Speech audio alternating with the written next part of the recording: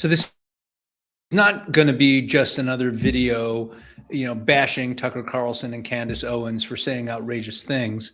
But what I want to do is play a clip of Victor Davis Hanson, another one where he talks about the voices from the right that are opposed to what's going on in Iran, that are opposed to President Trump. And he raises some interesting points that we need to have in our back pocket as we have conversations with people. I'm sure everyone watching this, you have conversations with people who are opposed to the war, people who are buying into some of these negative talking points. So I want to respond to a few specific things that Victor Davis Hanson raises here, which are again, they're important arguments against those who are saying that this whole thing is a disaster and this war was a terrible idea, et cetera, et cetera. Okay, so let's take a look at Victor Davis Hanson, what he has to say. I will stop this video at various points to comment. Okay, that's how we're going to do this one. So let's take a look. Goes off on nut jobs. Tucker Carlson, Megyn Kelly, Candace Owens, and Alex Jones over Iran war criticism. I think this is from the New York Post. President Trump lashed out at 4 right-wing critics of the Iran war. This was Thursday, 2 days ago from when we were talking, describing them as nut jobs and losers who will say anything for attention. I know why Tucker Carlson, Megyn Kelly, Candace Owens, Alex Jones have all been fighting me for years, especially by the fact that they think it is wonderful for Iran, the #1 state sponsor of terror, to have a nuclear weapon because they have one thing in common: low IQs. He's writing this on Truth Social. They're stupid people. They know it. Their families know it, and everyone else knows it too. The president raged. Look at their past. Look at the record. They don't have what it takes, and they never did. Mamma mia! I don't know about Alex. I don't know Alex Jones. I've only met Candace Owen once, but I've been on Tucker's show quite a lot, and I've been on Megyn's show quite a lot. They're not low IQ people, but what I don't understand about them is this, and I like them both personally. I don't know what precipitated this. I see Tucker had a little earlier turnabout because on the bombing last summer, he said it was going to cause World War III. But we learned afterwards that he's been calling Trump various times. He was back on good terms. So when this other strike hit, they got very, very angry. And Megyn gave a long excursus that she was sick. She had expletive, that I watched that clip. It was F this and SH this. But she was very angry at Trump's existential threat to civilization. But I think, because they're intelligent people, I think, and Tucker said it was, satanic or something on Easter to do that.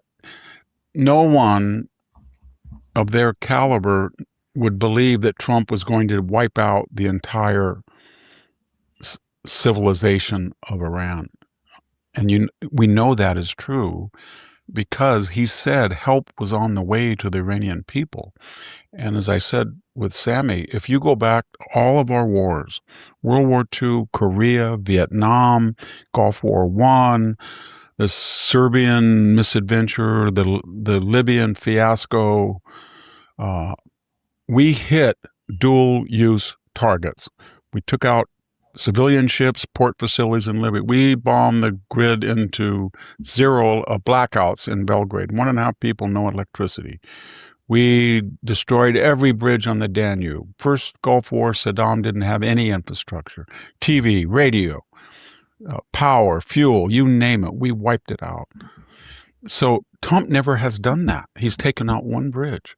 And the reason he hasn't done that, last time he bombed for 24 hours, is he thinks he wants a dividend of this campaign to end and be a revolt of the people. He said that. So when he said their civilization is going to end, it was a sloppy use of nouns. What he meant was this radical Shia Islamic regime, culture, civilization is going to be ended. The civilization that has been imposed on the Persian people. That's what he meant. He should have said that. Yeah. But what he does shows you what he means. Megyn and Tucker would have had a good case if this prior 4 weeks, he had been hitting power plants. He'd been hitting schools. He'd been hitting water plants. He'd been hitting solar, all of that. And then he said, I'm going to just take it out. But he hadn't. He didn't want to because he's on the side of the Iranian people, that 93 million people that he feels are enslaved by this corrupt, theocratic, interloping civilization that was a hiatus and interruption in Persian history. Okay. Yeah. So I don't understand that. So that means to me that they were angry about the MAGA, but Trump never said he wasn't going to use force. I was on Meghan's show shortly after the summer bombing, and she thought that was great, and she was correct. It was to nullify at that point what we thought were all of its nuclear potential. So, and then when you look at what he's done, Soleimani, Baghdadi, bombed ISIS, took out Wagner Group, got rid of Maduro, bombed last summer, and bombed. They all have one thing in common. This is longer. And what's the thing in common? Except for Maduro, there's no boots on the ground. There's no door-to-door fighting in Fallujah on the enemy's terms. There's no Helmand province going into villages and never know who's going to shoot you, friend or foe, or green on green, or whatever we want to call it, soldiers on the Afghan army shooting us. There's none of that. It's an air campaign. And yes, it is now getting close to 40 days, if not beyond. But that's not a war. That's not 20 years in Afghanistan. That's not 8 in Iraq. That's not even 72 days in Serbia. It's about what the first Gulf War, I think, was 42. So they know it's not a forever or endless war. It's a Jacksonian preemptive deterrent act so that these they don't have nuclear tip missiles pointed at the West. And as we said before, they're not sending billions of dollars to these ring of fire or Arab terrorist proxies, Hezbollah, Houthis, and Hamas. And they're not killing Americans as they've done for 47 years. Right. And they're not trying to assassinate presidents and Secretary of States. So it was long overdue. But what I'm getting at is, finally, is they know that. So then my next question to them is, what's the alternative? Now, okay, before we get to the next thing that he says about what's the alternative, so I want to drill down on something that he said at the beginning there, where he was talking about how back in June, when Tucker Carlson was opposed to the war in Iran, even after that, even though he was opposed to it, he got back on good terms with President Trump. They've been talking again.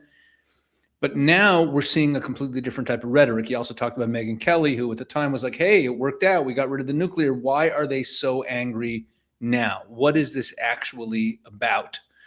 And we talked about that in an earlier video that I did. But I think there's something else going on here. You know, let me show you this this piece in Newsweek that I just saw the other day, which I think is worthy of discussion, let's say. Here. Fears Donald Trump will use nuclear weapons against Iran grow online. Right? President Donald Trump's threat to Iran on Tuesday that a whole civilization will be wiped out sparked concern online that the U.S. could be poised to use a nuclear weapon against Iran. The president's Truth Social post, which began, "A whole civilization will die tonight, never to be brought back again. I don't want that to happen, but it probably will," immediately saw reaction on social media. Trump didn't specify a nuclear weapon would be used. No credible sources have stated this, but commentators have said this. "Wake up, he's calling for a nuclear strike. Seek his removal immediately," Anthony Scaramucci, a 2017 White House communications director, posted to X, so a former Trump staffer. And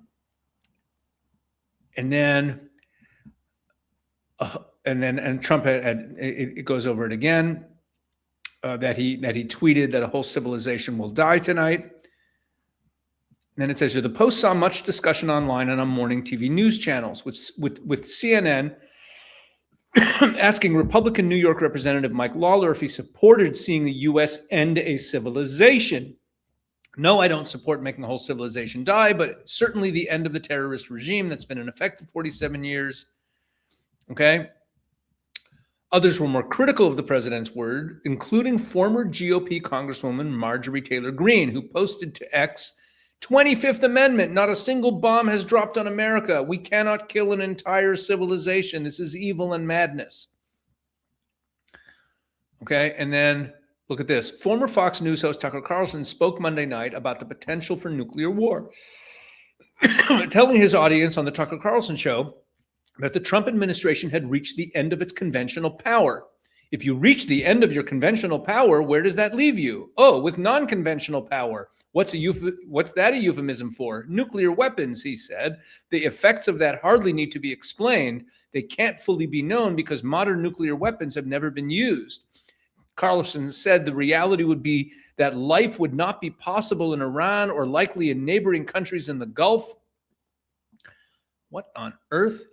Talking about nuclear, that Trump is going to possibly use nuclear weapons. This goes back to the point that Victor Davis Hanson was just making in this clip that I just showed you, which is they know that this isn't true. You don't have to be that intelligent to know that when Trump said that he's going to wipe out a civilization, he was talking, as Victor Davis Hanson said, he was using sloppy language, talking about taking down this radical Shiite regime. And hopefully by doing that, dealing a crippling blow to this Shiite ideology that grips so many millions of people. That is what he meant by taking down a civilization.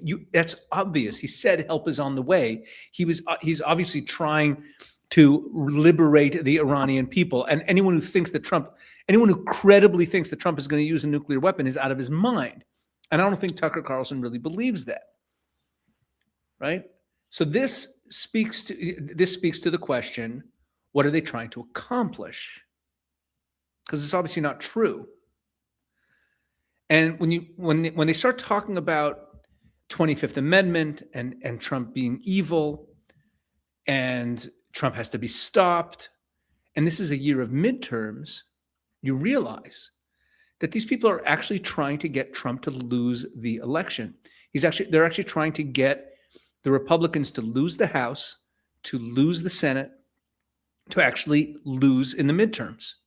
Because that's going to be the net result. Because there are a lot of people, especially young people tend to be, they don't have as strong a voter turnout as people who are a little older, who are more kind of at a stage in life, more responsible citizens. There's a higher voter turnout for people who are older than younger. That's a known thing. So getting out the vote among young people is a big issue.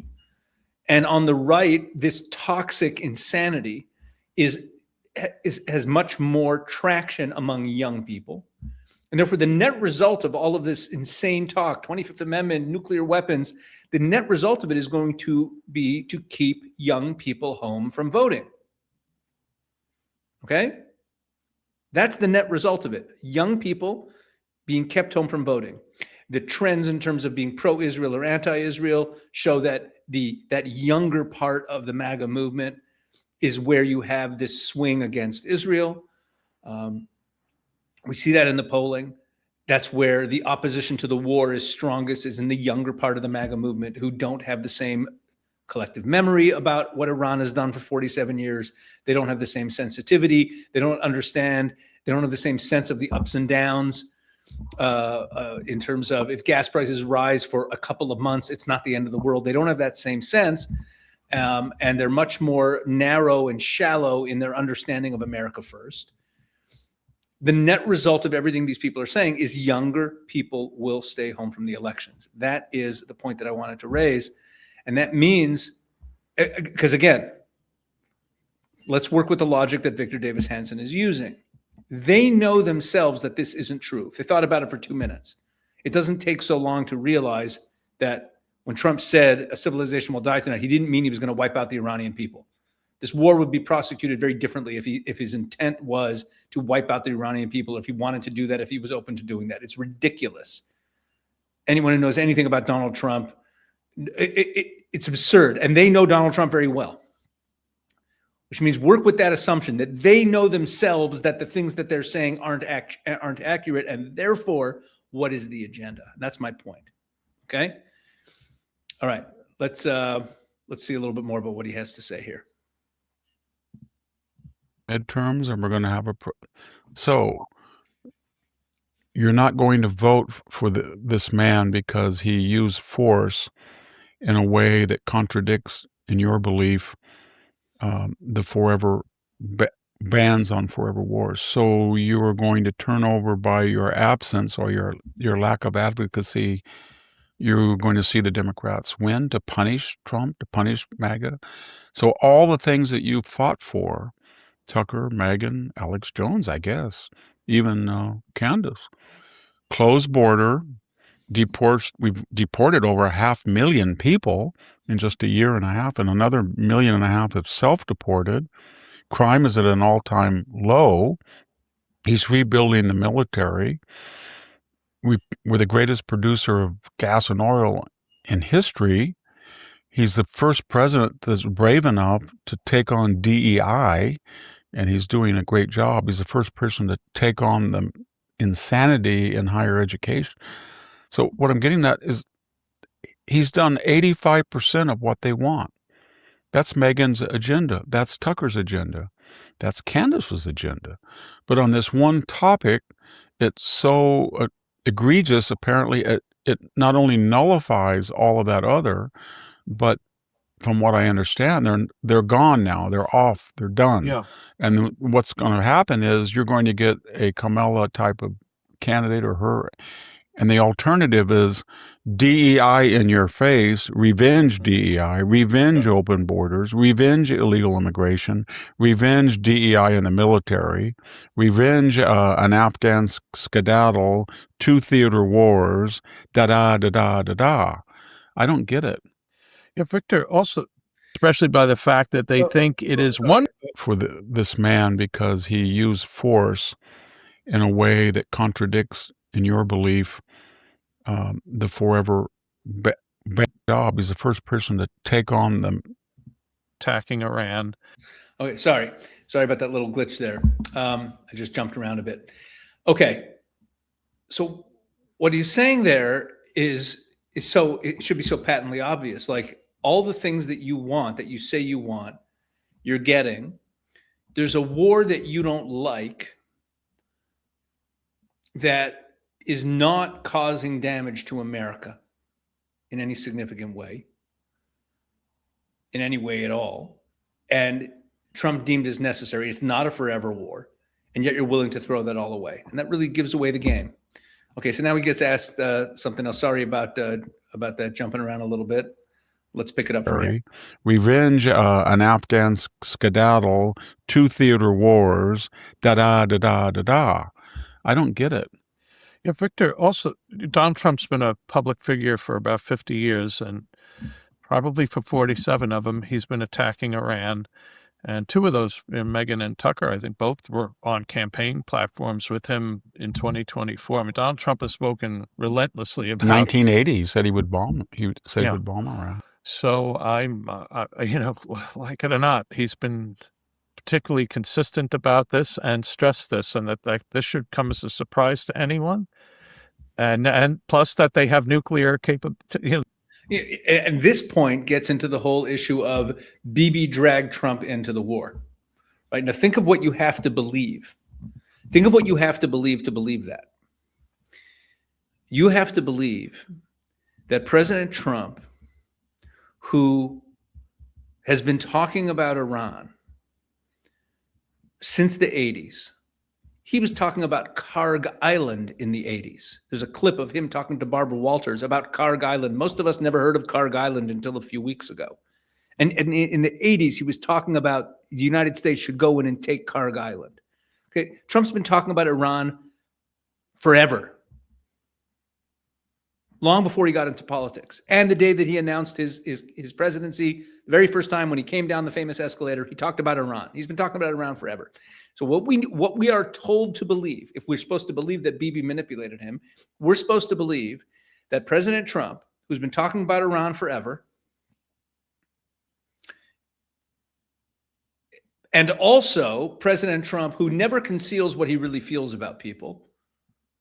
He's very transparent about what he feels about people, where he'll, he's not good enough at concealing what he feels about people, is such a good actor when it comes to Netanyahu and Israel, that he treats him like an honored guest and like a best friend and praises him all the time, for the last year, praises him constantly, and treats him like a best friend, and says all kinds of wonderful things about the Israel relationship, that's all concealing the fact that really he was dragged into this by Israel. That's what you have to believe. It's so absurd. The ability to kill millions of us, so that's what they were I don't stretching get for? also this new right and left that the war is lost. The war's not lost. Never in the history of modern warfare or ancient warfare, maybe ancient, has one army lost tragically 13 people and basically destroyed the Navy. And we know they destroyed the Air Force. They know they have shoulder-fired rockets, but they've destroyed the air defenses. They've taken out the top echelon of the Islamic Republican Guard Corps, of the theocracy, of the army, a lot of scientists. They've destroyed their nuclear facilities, the assembly ability to make ballistic missiles. There's some drones and missiles in caches all over the country, maybe a third. But other than that, it's going to take Iran years it's probably worth $500 billion of infrastructure and weapons that they've siphoned off from their own people, and it's gone. So this isn't the end. As soon as we stop whatever we're going to do, the people are going to be there, and they're going to say, "I can't afford gas," and we're the second largest oil reserves in the region. I can't afford gas. I can't afford food. And you're now going to what? Restore Hezbollah, Houthis, and Hamas with our money? They're a bunch of Arabs. They're not even Persian. And then you're going to rebuild all this stuff? The world's laughing at you. And I think they're going to say, we put up with you because you were scary and everybody was afraid of Iran. But now you're impotent and you've been incompetent and you're humiliated. You made this country a laughingstock.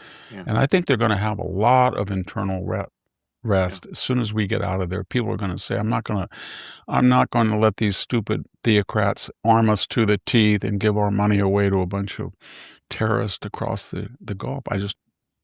Okay, that is maybe the most important point of this whole thing. Okay, and here's where what I said at the beginning of this video, that I want to give you some ammunition when you're having conversations with people who are number one, as he said, they're saying, "Oh, the war is all lost. The war is going badly." What are you talking about? That the war is going badly? Where's that coming from? We'll deal with that question, and then the issue of regime change that he talked about at the end. Let's talk about the first one first. Okay, this reminded me of a poll that I talked about before the war. I haven't brought it up in a while. And it was a poll done in Breitbart, okay, about a month before the war. Let's see the date on it. The date on it is, you see it here. Oh, here we go. January 27th. So exactly 1 month before the war. The war started February 28th. Exclusive poll. Americans want to topple Iranian regime, but unwilling to risk even a single American life to do so. Look at that. Stunning new data shows that, yes, Americans do not like the regime in Iran and would love to see it wiped out, but it also has a bright warning lights for the White House. As the president considers his options, the data suggests that Americans broadly and Republicans specifically do not want to risk even a single American life to accomplish that. Look at that. Not even a single American life. What it says here, among Republicans specifically, support for the U.S. toppling the Iranian regime goes up even higher, with 60% supporting the move. Just 8% are opposed. Great. Big support for toppling the regime. Okay, what seems strong on both accounts among Americans broadly and Republicans in particular, it's the follow-up questioning where things get dicey. Almost everyone who supports the U.S. toppling the Iranian regime only does so if 0 American lives are risked in doing so. 0.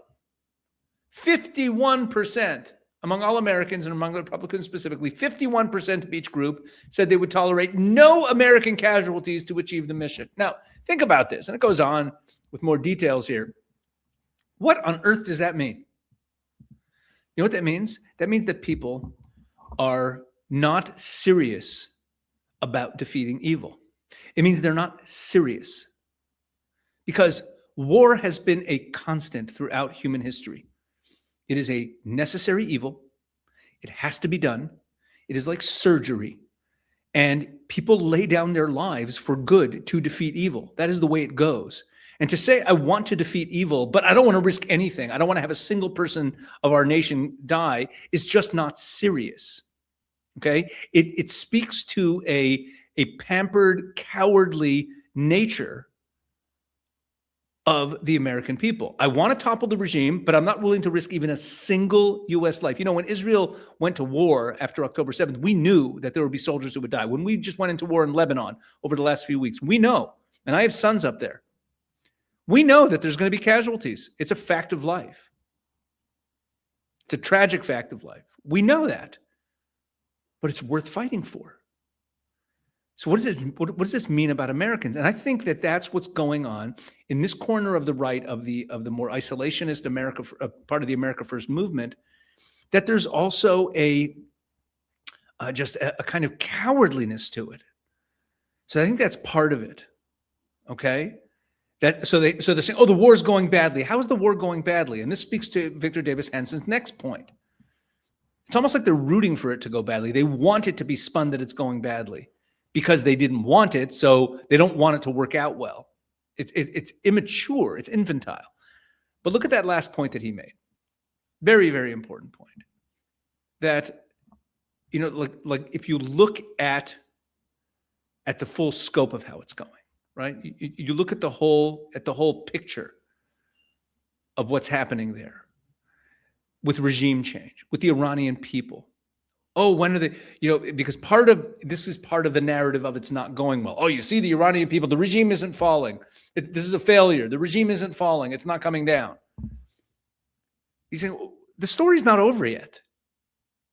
The story's not over yet. And this is a good analytical point about where we are in the war. Because if you're also wondering, when is the regime going to fall? When are the people going to come out and protest? Let's say this war ends tomorrow. Okay? All this devastation that was caused to the regime. They are so weak, battered, they're in tatters, and the Israelis and Americans have total control of the airspace, and the world's eyes are watching on what's going to happen in Tehran, and the people rise up. Do you really think that the remnants of this regime that are licking their wounds and trying to put the pieces together, while the Americans are looking down at them and the Israelis are looking down at them to see how they behave, you really think they're going to start shooting protesters again? It would be the end of them. And you think it would work?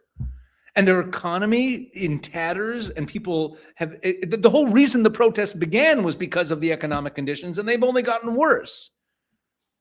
So of course the people will rise up again. Of course, the regime collapse is going to be a later stage of this. It's going to happen after the kinetic conflict is over, not during it. That's the point he's making there. And it's a point for all of us to remember. Because again, around the water cooler, around the kitchen table, wherever you are, we're all having these conversations with people. Oh, what's with the regime? Oh, you know, it's not. This is a process, and it's going really, really well. It's going very well. It's going extraordinarily well, and we should just recognize that. Okay. I'm going to try to stop talking about these people. But on the other hand, they are a voice in this, and they're causing some serious damage. If the Republicans lose in the midterms, if they lose the House and the Senate in the midterms, and Trump's presidency gets crippled as a result of that, it's going to make life worse, not only for Americans, but for the entire world.